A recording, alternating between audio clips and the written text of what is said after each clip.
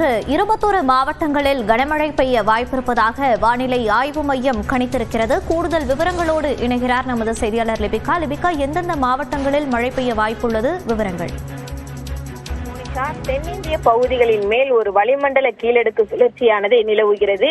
இதன் காரணமாக தமிழகத்தில் இன்று 21 மாவட்டங்களில் கனமழைக்கு வாய்ப்பிருப்பதாக சென்னை வானிலை ஆய்வு மையம் தகவல் தெரிவித்திருக்கின்றது.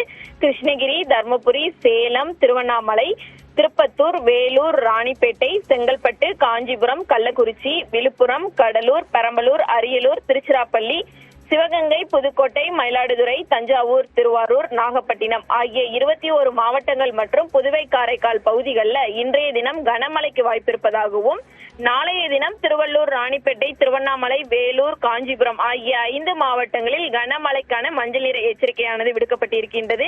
தமிழகத்தை பொறுத்தவரை இந்த மாவட்டங்களில் கனமழை பெய்யக்கூடிய நேரங்களில் குறிப்பாக பலத்த காற்று என்பது மணிக்கு 30 முதல் 40 கிலோமீட்டர் வேகத்தில் வீசக்கூடும் எனவும் தெரிவிக்கப்பட்டிருக்கின்றது.